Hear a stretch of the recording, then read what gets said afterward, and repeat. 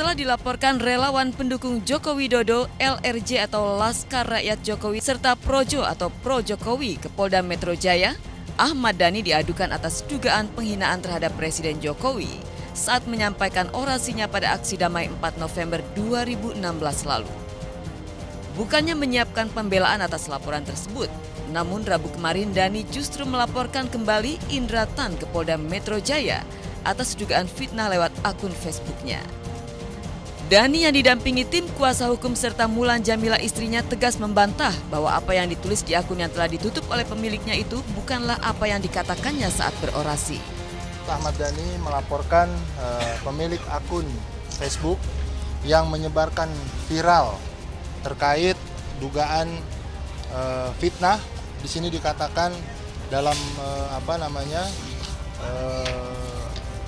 Facebooknya, Ahmad Dhani harus jadi tersangka. Ya, Ahmad Dhani berorasi dengan berteriak Presiden Jokowi, kemudian di-share. Ya, ini kemudian di-viral dan orang akhirnya beranggapan bahwa video itu seolah-olah benar adanya. Apa yang dituliskan di sini sama sekali bukan yang saya katakan. Apa yang dituliskan di sini sama sekali bukan yang saya katakan, dan saya punya video aslinya sehingga ini layak sah sebagai fitnah. Bahkan Dhani kemudian menuding apa yang dilakukan Indra Tan lewat akun pribadinya itu merupakan fitnah terhadapnya. Sebab itulah Dhani dan timnya telah menyerahkan video asli orasinya pada aksi damai yang menuntut proses hukum atas dugaan penistaan agama yang dilakukan Basuki Cahayapurnama atau Ahok kepada penyidik polisi. Jadi jelas sekali arah daripada disebarkannya video yang memang tidak sesuai dengan faktanya, jelas bagian dari fitnah yang sangat keji, kemudian tendensius, dan ini saya melihat ada upaya politisasi dan upaya kriminalisasi. Video yang asli sudah kita serahkan juga sebagai bukti. Pihak Ahmad Dhani menilai apa yang dilakukan Indra Tan yang ditengarai sebagai Ahokisme sebagai upaya mengkriminalisasi dan mengadu domba Dhani dengan Presiden Jokowi. Sebab itulah Dhani pun meminta Indra Tan yang telah menutup akun Facebooknya untuk bertanggung jawab dengan apa yang telah dilakukannya.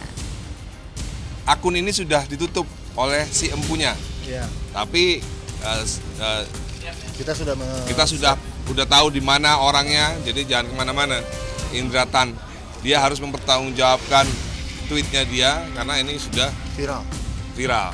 Indra Tan ini adalah Ahokisme. Ya, Ahokisme yang boleh dikatakan bagian daripada entah fansnya Ahok, entah apalah. Seusai membuat laporan sore kemarin, Ahmad Dhani dan tim kuasa hukumnya terlihat optimis mampu menyeret Indra Tan ke jalur hukum. Ya, kalau ITE itu 5 tahun seperti Farhad persis. Saya akan menjadikan dia seperti Farhad nanti. Sekali lagi, Ahmad Dhani bukan daripada musuh pemerintah. Ahmad Dhani adalah warga negara yang perlu dilindungi, baik secara hukum ya maupun secara politik. Sementara itu, untuk urusan laporan Projo dan LRJ, pihak Dhani tidak terlalu memusingkannya.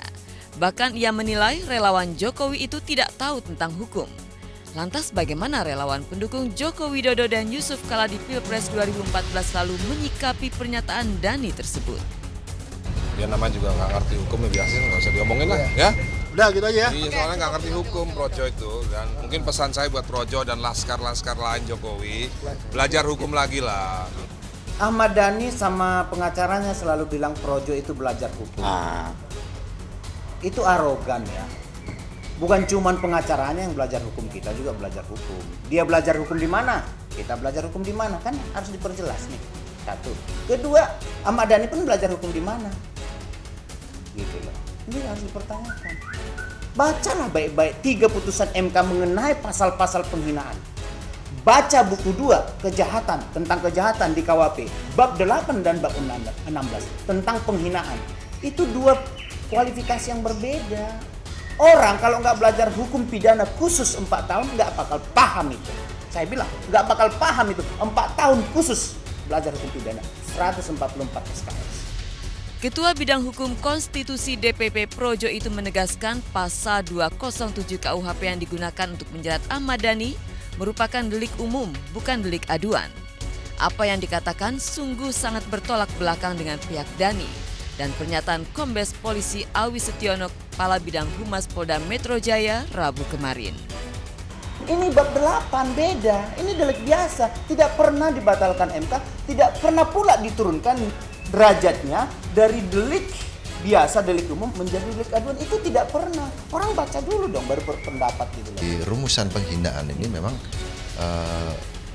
mengarahnya kepada pribadi-pribadi. Jadi pribadi tersebut kalau memang yang bersangkutan merasa terhina, ya itulah makanya dalam kasus-kasus yang dipersangkakan di pasal 207 terkait dengan penghinaan pada penguasa umum, penguasa negara, tentunya tadi merupakan delik aduan.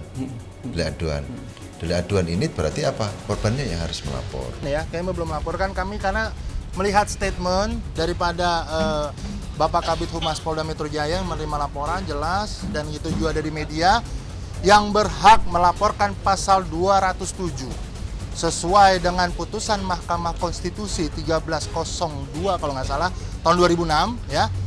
Yang berhak itu adalah presidennya sendiri. Laporan Projo dan LRJ atas dugaan penghinaan terhadap Presiden Jokowi setidaknya dapat menjadi batu sandungan perjuangan Ahmad Dhani untuk duduk di bangku orang nomor 2 di Kabupaten Bekasi. Ya, apa ya, menyikapinya ya banyak doa aja untuk aku ya. Pokoknya mudah-mudahan lancar ke depannya. Dan pasti ada niat baik lah dari Mas Dhani. Dhani kan emang, Mas Dhani orangnya apa yang dia rasakan dia tidak bisa tutupi. Itu sosok Mas Dhani. Yang dia rasa dia benar, dia harus ucapkan, dia ucapkan.